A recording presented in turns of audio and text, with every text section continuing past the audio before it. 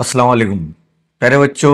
आज हम ये जो मार्च 2024 का जो पर्चा है, ये मार्च 2024 का पर्चा है। 2024 के अंदर पिछले साल का पर्चा है जो हो चुका है ना। अपन इससे शुरुआत करने वाले हैं तमाम पर्चों की। इसके बाद हम नवनीत के पूरे पांचों के पांचों पर्चे हल करेंगे, ज़ख़ीरे सवालात हल करेंगे। और जो भी बच्चे ये वीडियो देख रहे हैं, आपसे मुअद्दबाना गुजारिश है कि आप हमारे चैनल को लाइक करें, सब्सक्राइब करें, दूसरे बच्चों में भी शेयर करें। आपको सिर्फ यहाँ पर्चा सॉल्व करना हुआ नहीं बताया जाएगा, इससे रिलेटेड और कौन कौन से सवालात बनते हैं वो भी अपन साथ ही साथ हल करेंगे इंशाल्लाह। चलो शुरू करते।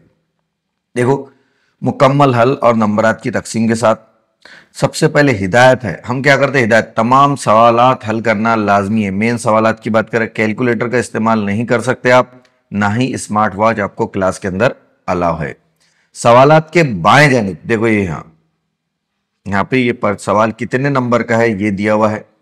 उसके बाद कसीर मुतबादिल सवाल नंबर 1, ये वाला पार्ट लिखते वक्त पहले जवाब को अगर समझ लो, आपने यहाँ जैसे मिसाल के नंबर पहला ही है, आपने पहले ऑप्शन नंबर 1 लिख दिए, फिर आपको पता चला कि भाई ये ऑप्शन नंबर 1 क्या है, गलत है ना, फिर आपने काटे, फिर ऑप्शन नंबर बी लिखे। तो ऐसी हालत में ये जवाब एक्सेप्टेबल नहीं है, काबिल कबूल नहीं है। ये बात को अच्छे से आप समझ लीजिए कि जो सवाल पहले लिख लिए उसी को एक्सेप्ट, जो सवाल एक जवाब आपने एक बार लिख लिए खाली जगह के अंदर, वही एक्सेप्ट किया जाएगा। और खास करके उन बच्चों को जो 40 में से 40 नंबर लेना चाहते, उनको तो ये चीज़ का खासी ख्याल रखना है। दूसरी बात, सवाल नंबर 1 के अंदर ये बारीक बारीक चीज़ें जो बता रहा हूं मैं, इस पे आप बारीकी से ख्याल रखिए। अगर आप चाहते हैं कि अलजेब्रा और ज्योमेट्री में से 40 मार्क्स ले आप, तो आपको सवाल नंबर 1 अच्छे से करना पड़ेगा। कई मरतबा ऐसा होता है कि हमको ऐसा लगता सवाल नंबर 1 आसान है, हम उस पर ध्यान नहीं देते, लेकिन सवाल नंबर 1 में अगर एक भी सवाल में गलती होगी आपकी, तो एक बात ख्याल में रखिए कि आपको सवाल नंबर 1 में ऑप्शन नहीं है। मतलब जहां गलती होगी आपकी, वो गलती रह जाएंगी। एक सवाल गलत हो गया मतलब आप 39 पे पहुंच गए, 2 सवाल गलत हो गए आप 38 पे पहुंच गए, क्योंकि यहाँ ऑप्शनल सवालात भी आपको हल करने के लिए नहीं है। इसलिए सवाल नंबर 1 पर खुसूसी ध्यान देने की जरूरत है, जिसको अपन कमजोर सवाल समझते, कई मरतबा वही सवाल हमको परेशान कर देता। ठीक है। और सवाल जवाब लिखते वक्त उनके मुतबादिल सिर्फ, जैसे सवाल नंबर 1 है, इसका अगर समझ लो 1 आता जवाब, तो हमको सिर्फ इतना ही लिखना है, इनका कहना है। ठीक है। अगर उसके साथ भी आप अगर ऑप्शन लिख देते तो कोई बुराई नहीं है। ठीक है। ये हो गया हमारा पार्ट समझाने का। अब अपन शुरू करते पर्चा। ठीक है। अपन पर्चा 2 पार्ट में करेंगे। पहला पार्ट हम क्या करेंगे, जितना हो सकता उतना, और हमारे को पहले हिस्से के अंदर सिर्फ सवाल नंबर 1 था, सवाल नंबर 3 ही हल करना है। बराबर है। सवाल नंबर 4 और 5 के सवालात जब पूरे पर्चे हल हो जाएंगे, उसके बाद अपलोड किए जाएंगे। ठीक है। सवाल नंबर 1 शुरू करते हैं अपन। अगर मुरब्बई मसावात, ये दिख रही, अगर मुरब्बई सवालात, सवाल अच्छे से पढ़ना है। सवाल का है, सबक नंबर 2 मुरब्बई मसावात का सवाल है। का 1 जज़र 3 हो तो के की कीमत। जज़र का मतलब ये होता है जब भी कोई मुरब्बई मसावात की आम सूरत क्या है, देखो इससे रिलेटेड जितने भी सवालात बन सकते हैं मैं वो बना दे रहा हूं। ax की कुव्वत 2 जमा bx जमा c बराबर 0। यह है मुरब्बई मसावात की आम सूरत, ये भी लिखते चलिए आप साथ ही साथ। अब मुरब्बई मसावात की आम सूरत, और इसमें एक भी जज़र दे दिया। जज़र का मतलब है x की कीमत, नोट करके लिखिए। जज़र की कीमत यानी किसकी कीमत, x की कीमत। मतलब जब भी मुरब्बई मसावात में जज़र बोला उसने, तो वहां अपने कीमत किसकी रखने की है, x की कीमत रखने की है। बराबर है। यहां पर भी जज़र बोला हुआ है, जाहिर सी बात है ना, तो यहां पर भी हमको क्या करना है, x की कीमत ही रखना है। तो जैसे अपन ये लिखेंगे कि x की कुव्वत 2 नफी 7x जमा 12 बराबर 0। अब मुरब्बई मसावात का एक जज़र 3 है, मतलब x बराबर कितना है, 3 है। अब देखिए x कहाँ है, बराबर है, तो अपन देख रहे हैं x यहां भी है और यहां भी है। बराबर है। तो जहां जहां x नजर आता अपने को वहां पे कीमत रखना है कि x की कीमत यहाँ 3 है, 3 की कुव्वत 2 रखना है, नफी 7 ये 3 रखना है, जमा 12 बराबर 0। अब ये 3, 3 का मुरब्बा कितना हो जाएगा 9, 9 के यहाँ अक्सर खुसूसी ख्याल रखना है, बच्चे यहाँ गलती करते मुरब्बा नहीं निकालते। 7 21 जमा 12 बराबर 0। अब एक अलामत मुख्तलिफ है, जब भी अलामत मुख्तलिफ हो अमल तफरीक का होता है जमा तफरीक के अंदर, तो ये हो जाएगा -9 = 0 और ये हो जाएगा 9 के ये -9 उधर जाएगा तो ये हो जाएगा +9 प्लस अपन लिखते नहीं सिर्फ समझने के लिए बताया मैंने k बराबर 9/9, 9 से 9 कटेगा, जवाब आएगा 1। तो मतलब इसका जो आंसर सही रहने वाला है वो है ऑप्शन नंबर 1। ठीक है, तो जवाब जब अपन बोर्ड के पर्चे के अंदर लिखेंगे है ना, जब अपन जवाब ये सब का सब आप लिखते जाओ, स्क्रीनशॉट लेते जाओ, तो आपको क्या लिखना है कि ये जो सवाल नंबर 1 यहाँ लिखना है अपने को इस तरीके से, सवाल नंबर 1, 1 का 1। अब पहला क्वेश्चन कौन सा है, ये रोमन का पहले का ऑप्शन क्या है, ए है, तो यहाँ पे आपको लिखना है ए। और आपका दिल बोला यहाँ पे ऐसा लिख सकते हैं आप, ऐसा निशान नहीं लगाएंगे अपन, क्योंकि निशान लगाएंगे तो माइनस का निशान पकड़ में आ जाएगा। हाँ, और ये ऐसा लिख सकते हैं आप कि ये 1 पहले का जवाब। और बहुत हो गया तो यहाँ पर आप ऐसा जवाब भी लिख सकते। ये हो गया पहले सवाल का जवाब। दूसरा देखिए, दूसरा भी एकदम आसान है। x जमा वाई बराबर 4, इस तरसीम बनाने के लिए सवाल लिखा हुआ है। यहाँ तरसीम बनाना नहीं है, मैं देख रहा हूँ कई मरतबा बच्चे क्या करते हैं, सवाल की तरसीम बनाना शुरू कर देते, लिखा हुआ रहता तरसीम बनाना है, यहाँ तरसीम बनाना नहीं है। के लिए अगर y बराबर 1 हो तो x की कीमत मालूम कीजिए। अब यहाँ देखो मसवात रखना, x जमा 2y बराबर है 4 और किसकी कीमत दी हुई है, y बराबर 1 दिया हुआ है। तो यहाँ पर अपन क्या करेंगे, किसको हटाना है, यहाँ से y की कीमत दी हुई है तो y को अपन क्या करेंगे, यहाँ से हटा लेंगे। तो ये हो जाएगा x जमा 2, y की कीमत कितनी है 1, तो ये अपन ने कॉस में रखे ताकि हमारे समझ में आ जाए। तो x बराबर 2 का 2 हो जाएंगे, बराबर हो जाएगा 4 और x बराबर 4 नफी 2, x बराबर ये हो जाएगा 2। अब ये देखो ऑप्शन नंबर 2 है कि इसके अंदर ये 2 ऑप्शन, ये है 2, किसका ऑप्शन है, बी का। ठीक है, तो फिर अपन क्या करेंगे, इसको लिखेंगे, यहाँ से अपना काम हो गया। ये रफ वर्क करना है आपको, पीछे साइड में भी कर सकते, और यहाँ लिखेंगे अपन ये 2 का जवाब, 2 का जवाब क्या लिखे अपन ने, बी लिखे, यहाँ लिखेंगे अपन बी और जिसका जवाब है 2। इस तरीके से सिस्टमेटिक आपको पेपर लिखना है। ठीक है, उसके बाद हिसाबी तसाउद का सवाल है, इसके अंदर अक्सर बच्चे गलती करते। हिसाबी तसाउद में T7 बराबर 4 और D बराबर नफी 4 हो तब A की कीमत मालूम करना है। जब भी इस टाइप का सवाल रहेगा तो अपन लिखेंगे, हम जानते हैं आम रुकन, Tn बराबर A जमा n नफी 1 D, यहां लिखना है। अब जहां जहां n दिख रहा है, जैसे T7 है, यहाँ क्या T7 है, मतलब n जहां जहां दिख रहा है वहां क्या रखना है, 7 रखो। तो यहाँ लिखेंगे T7 बराबर A जमा 7 - 1 और D की कीमत दी हुई है क्या, D की कीमत तो नफी 4 है। ये बात का खुसूसी ख्याल रखना है, जब भी नफी से किसी अदद को अपन ज़रब करते हैं उन सब की अलामतें चेंज हो जाती। अब T7 की कीमत कितनी दी हुई है, T7 की कीमत दी हुई है 4। पहले ये स्टेप लिखना है, बच्चे क्या करते हैं डायरेक्ट यहाँ पर आ जाते, ये स्टेप पर आ जाते, जिसकी वजह से गलती होती। पहले आम रुकन लिखना है, उसके बाद ये टी रखना है और उसके बाद T7 की कीमत रखना है। T7 की कीमत 4 है। अब ए जैसा का वैसा है, 7 में से 1 गया। बोर्ड मास रूल को बार बार ख्याल में रखना है, बोर्ड मास रूल। कौन सा रूल, बोर्ड मास रूल। बोर्ड मास मतलब ये क्या है, कॉस है, ब्रैकेट है ना। उसके बाद ओ क्या है, ऑर्डर है, मतलब कौन से वाले, उसके बाद पार्ट का है, तो इसलिए बोर्ड मास रूल के सबसे पहले ब्रैकेट हल करेंगे अपन। 7 में से गया 6, फिर जरब नफी 4 बराबर है, ये 4 भी जैसा का वैसा, 6 चौक, ये भी जैसा का वैसा, 6 चौक 24, 6 चौक 24 और ये माइनस महंगा -24, माइनस इधर जाएगा है ना, ये -24 तो उधर क्या जाएगा +24, इस तरीके से जाएगा।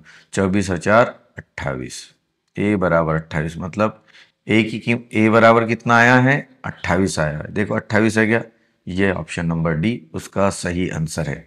ठीक है, तो जो भी अपने सवाल हल होते जा रहे उसको अपने को क्या करना है, और ये रफ वर्क चाहे तो आप बेहतर जो है पेंसिल से करना है। आपकी जो आंसर कॉपी रहेंगी उसके लास्ट के अंदर कहा करना है, एकदम आंसर कॉपी में एकदम लास्ट में करना है, पेंसिल से करना पड़ता रफ वर्क।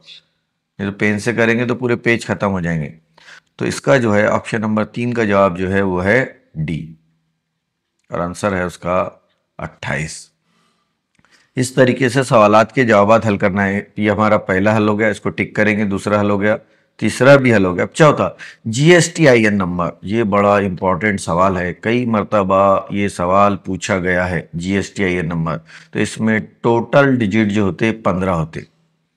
तो चौथे क्वेश्चन का जो आंसर आएगा वो जवाब आएगा कौन सा, ऑप्शन नंबर सी, आ जाएगा 15, 15 डिजिट। अब उसमें कभी कभार अगली बार हो सकता है 2025 में क्या पूछ ले कि GSTIN नंबर जो रहता उसमें शुरू के 2 डिजिट किस चीज को जाहिर करते। नोट करके लिख लीजिए आप, बार बार जो जो चीजें लिख रहा हूं, तो शुरू के 2 डिजिट, शुरू के 2 अदद जो रहते, 2 हिंसे जो है रहते, वो रियासत के कोड को जाहिर करते, रियासत के नंबर को।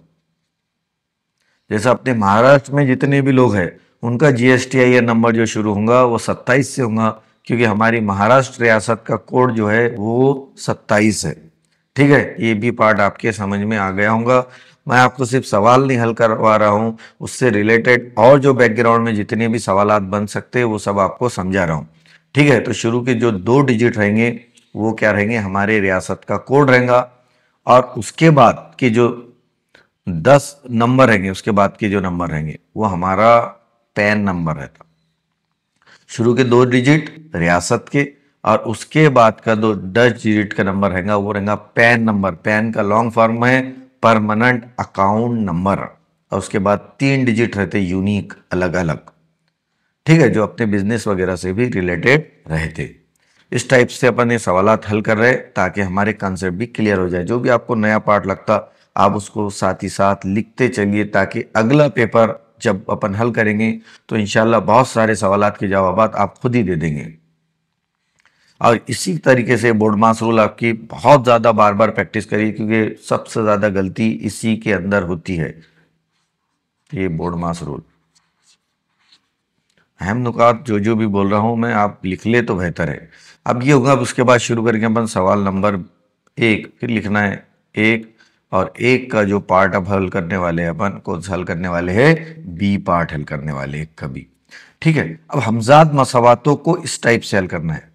ये किसकी कीमत निकालना है, एक्स नफी वाई की कीमत निकालना है। इसमें ही बच्चे क्या करते, गलती ये करते कि पहले एक्स की कीमत निकालते, फिर वाई की कीमत निकालते, और फिर एक्स नफी वाई की कीमत निकालते। इस तरीके का सवाल ये हल करना नहीं है। अगर हम ऐसा सवाल हल करेंगे तो ये 1 नंबर का सवाल है और हमारे से बहुत ज़्यादा वक्त ये ले लेगा। इसका सबसे आसान तरीका जो है, हमको ये देखना है कि एक्स नफी वाई बोला हुआ है कि एक्स जमा वाई बोला हुआ है। एक्स नफी वाई है मतलब एक्स वाली टर्म माइनस में है, बराबर है। एक्स वाली टर्म माइनस कब आएंगी, देखो सीधा सीधा ये जो जहां पर एक्स वाई वाली टर्म माइनस में है, यानी ये जो दूसरी मसावत है इसको माइनस में लेना है। देखो यहाँ लिखेंगे अपन 17x जमा 15y बराबर 11, और दूसरा है 15x जमा 17y बराबर 21। इस टाइप के 2 ही सवाल आते हैं हर साल पेपर के अंदर। इस टाइप का सवाल फिक्स है, IMP लगा दो ये टाइप के सवाल को। अगर ये x जमा y पूछता तब क्या होता, 2 पार्ट देख रहे हैं अपन। x जमा y पूछता तो इसमें कुछ भी हल करने की जरूरत नहीं थी, डायरेक्ट इनकी जमा कर देने की थी। तो ये आता था 32x जमा 32y बराबर 32। तरफैन को अपन कितने से तकसीम करते थे, 32 से तकसीम करना है। तो 32 से तकसीम करेंगे तो 32x जमा 32y बराबर 32। अब 32 से तकसीम कर रहे हैं अपन ना, यहां लिख दिया अपन ने 32। इसको भी तकसीम करें 32 से, इसको भी तकसीम करें 32 से, कट गया, ये भी कट गया, ये भी कट गया। तो कटता तो जब भी हमेशा क्या बचता, 1 बचता। तो यहां जो मसावत बनती थी x जमा वाई बराबर 1, प्लस किया ही तो ये मैं सभी चीजें आपको बैकग्राउंड में हल कराते हुए चल रहा हूं। कल को प्लस आया तो क्या करना है, और x जमा वाई मालूम करने का रहा तो क्या करना है, तो डायरेक्ट जमा करके तरफैन को एक मखसूस अदद से तकसीम कर देना है, डायरेक्ट जवाब आ जाएगा। सेपरेट सेपरेट एक्स और वाई की कीमत निकालना नहीं। अब लेकिन यहां अपन देख रहे हैं माइनस दिया हुआ है, क्या दिया हुआ है, माइनस। तो अब ऐसी हालत में माइनस के लिए क्या करना है अपने को, माइनस के लिए हमको सिर्फ अलामत चेंज करना है, तफरीक करना है। क्या करना है? तफरीक। अपन अब तफरीक करेंगे। तो जब भी तफरीक करते हैं अपन तो सबकी अलामतें चेंज हो जाती है। इसकी भी अलामत चेंज हो जाएंगी, यहाँ पर भी माइनस आ जाएगा। जब अपन माइनस करेंगे तो 17 में से 15 गए तो बचेगा 2x। 15 में से 17 गए, निशान बड़े अदद क्या आएगा? -2y। और यहाँ से 11 में से 21 गए तो यहाँ बचेगा बड़े अदद की अलामत -10। ठीक है। फिर अपने को क्या करना है? तरफैन को 2 से तकसीम करना है। फिर अपन लिखेंगे तरफैन को 2 से तकसीम करने पर 2x, तो ये मसावत है हमारी 2x नफी 2y बराबर नफी 10। अब इसको तकसीम कर रहे हैं अपन तो यहाँ लिखेंगे बटे दो। तरफैन मतलब दोनों तरफ, 2 से 2 कट गया तो 1 बच गया, ये भी 2 से 2 कट गया तो 1 बच गया, और ये 2 पंजे 10 तो यहाँ बचा -5। तो जो जवाब आएगा हमारा वो आएगा x नफी y बराबर -5। इतना सा पार्ट करना है, उसी के बाद हमको नंबर मिलेंगे। डायरेक्ट नंबर हमको मिलने वाले नहीं है। नहीं तो आपके दिमाग में ख्याल आएगा कि भाई डायरेक्ट लिख लेंगे, डायरेक्ट अपने को मिलने वाले नहीं है। ठीक है। तो अपन यहाँ पर इस टाइप से बॉक्स बना लेंगे। जवाब जब भी आया तो आपके लिए बेहतर ये है कि आप क्या करो, बॉक्स में लिखो और यहाँ लिख देंगे अपन जवाब।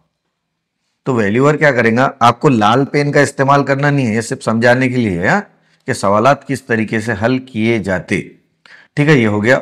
अब देखो ये सवाल भी देखिए कितना आसान है।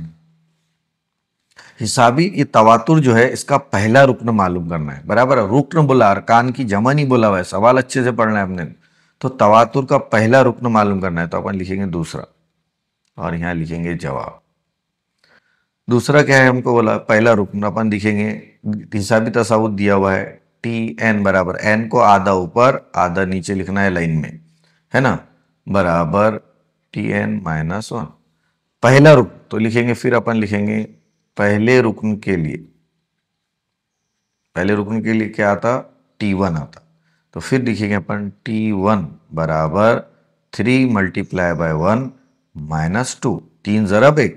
अब ये 3 का 3 नफी 2, 3 में से 2 गए, कितने बचा? 1 बचा। तो ये हो गया हमारा हिसाबी तसाउत का पहला रुकन। पहला रुकन क्या आ गया? 1 आ गया। हो गया खत्म, है ना, एकदम आसान है। ठीक है, ये भी हो गया हमारा, ये भी हो गया हमारा सवाल। अब अपन तीसरे सवाल की तरफ बढ़ते। बराबर है, तीसरा सवाल गौर से देखना है अपने को। 100 रुपये दर्शनी कीमत के बाजार भाव 150 रुपये। कितना रुपये बाजार भाव? 150 रुपये है। ये पार्ट को देखना है आपको। अगर दलाली की शरह 2% है तो एक शेयर पे दलाली की रकम मालूम कीजिए। एक बार नोट करके लिखिए कि दलाली हमेशा बाजार भाव पे दी जाती। दर्शनी कीमत मतलब जो उसके ऊपर प्रिंटेड कीमत है एक शेयर की, और लेकिन उसका बाजार भाव कितना? 150। तो दलाली कितनी दी जाएगी? 2%। तो अपन 2% है दलाली, तो अपने को बोला हुआ है सवाल का जवाब मालूम करना है ना। तो अपन फिर लिखेंगे, हम लिखेंगे, यहाँ लिखना सभी है अपने को। यहाँ लिखेंगे अपन शेयर का बाजार भाव बराबर कितना है? 100 रुपये, है ना। अब उसके बाद नहीं, बाजार भाव नहीं है, शेयर की दर्शनी कीमत है ना। तो अपन यहाँ पे लिखेंगे शेयर की, यहाँ देखिए, तो अपने को बाजार भाव से कोई लेना देना, दर्शनी कीमत से कोई लेना नहीं है। शेयर का बाजार भाव कितना है? 150 रुपये। ठीक है। अब उसके बाद दलाली की शरह, दलाली कितनी है? देखो दलाली की शरह कितनी है? 2%। तो अपन फिर लिखेंगे दलाली की शरह बराबर कितनी है? 2%। बराबर है, बराबर है। तो 150 का 2%, 150 का 2%। जब भी का आया, ये का मतलब होता है ज़रब की अलामत, तो अपन लिखेंगे 150 ज़रब, फीसद मतलब 2/100। एक सिफर से एक सिफर कट गया, गड़बड़ नहीं करना है ज़रब करने की।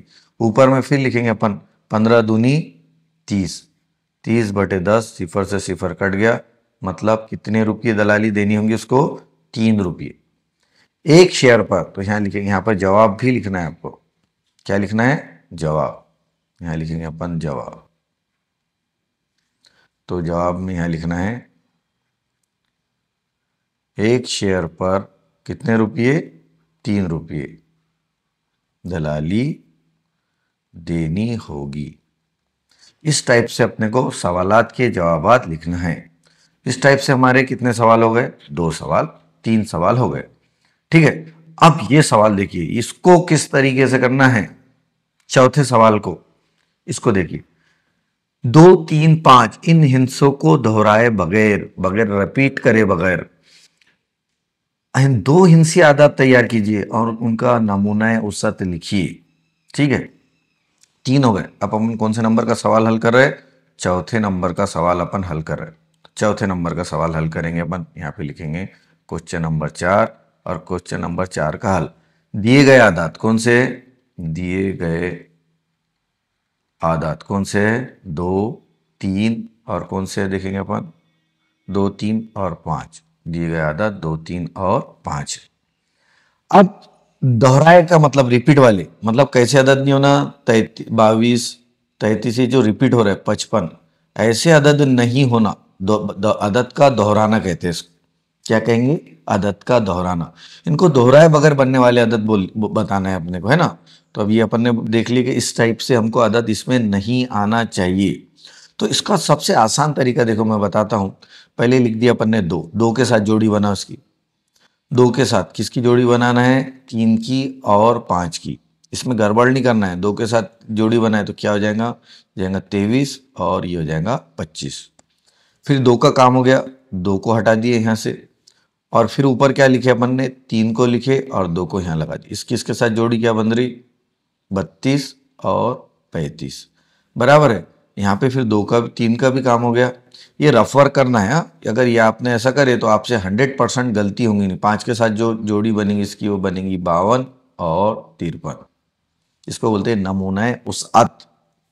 क्या कहलाता है, नमूना उसअत। अब इसके नमूना नुकात की अगर तादाद बोला होता, उसने नहीं बोला हुआ है तो निकालना नहीं है, लेकिन अगर बोला होता तो अपन निकाल लिए होते। तो फिर इसलिए लिखते अपन n ऑफ s कितने, 1, 2, 3, 4, 5, 6। तो अपन लिखते हैं n ऑफ s बराबर 6। ठीक है, ये हो गया हमारा सवाल नंबर 1 मुकम्मल। उम्मीद है आपके अच्छे से समझ में आ गया होगा।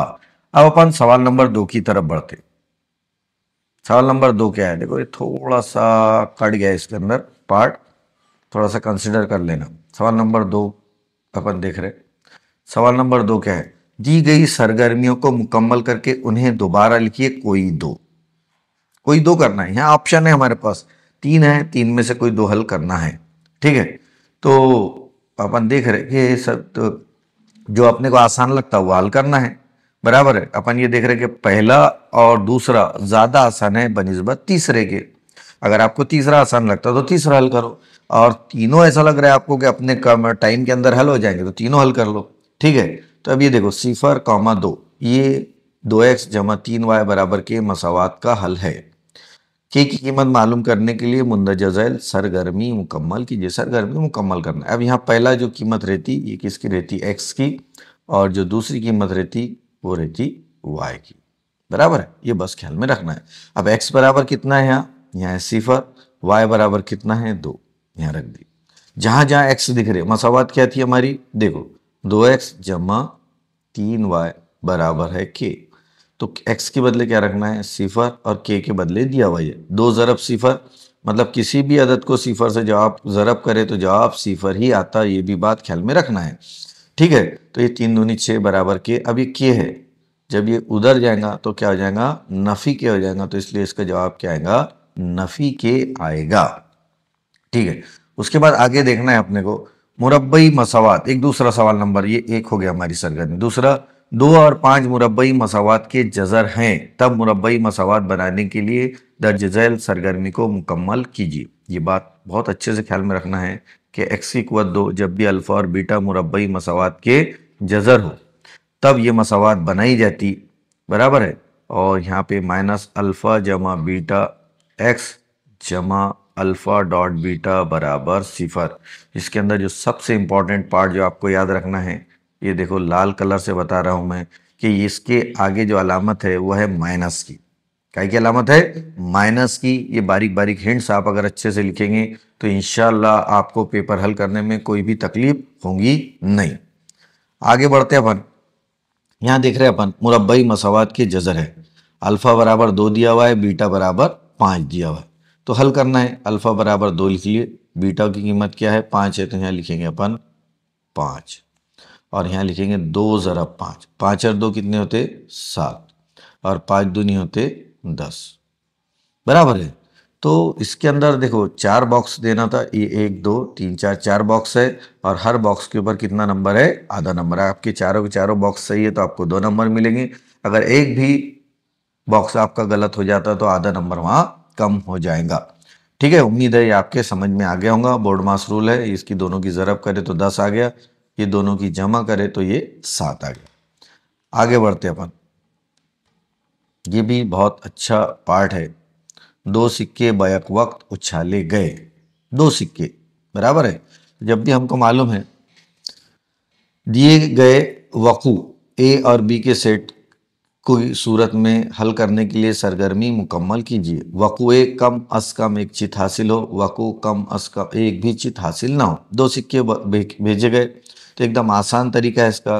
पहले अपन एच एच लिखते और आखिरी पे अपन टी टी लिखते, ये हो गया।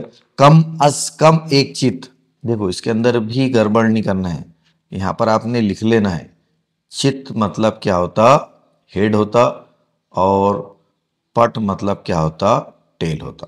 ये अगर लिख लिया आपने तो कंफ्यूजन होगा नहीं तो अपने को ऐसा लगता है अपने को सब आता, लेकिन अपने से गलती हो जाती है एग्जाम के अंदर। ठीक है, तो ऐसा लिख लेना, चित यानी हेड। कम अस कम एक चित हो मतलब एक से ज्यादा चित चलेगा, पट होना नहीं। तो कम अस कम एक चित हो, एक से कम चलेगा नहीं, एक से ज्यादा चलेगा। तो एक से कम इसमें तो है नहीं, इसलिए ये पार्ट अपन लिखेंगे नहीं। तो यहां पर लिखेंगे सिर्फ एच एच। एक भी चित हासिल ना हो, एक भी चित हासिल ना हो मतलब ये वाला पार्ट हासिल ना हो।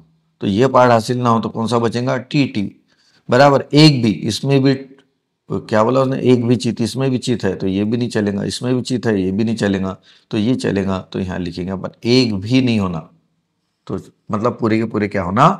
पट होना। इसीलिए मैं बोल रहा हूं कि जब भी ये सवाल हल करें आप तो इस तरीके से ये बना ले, बारीक बारीक चीज। तो ये बहुत अहमियत रखती है, एग्जाम में हमसे गलती होती नहीं। ठीक है, तो ये सवाल नंबर 2 का अलीफ पार्ट था। इंशाल्लाह कल अपन सवाल नंबर 2 का बी पार्ट हल करेंगे।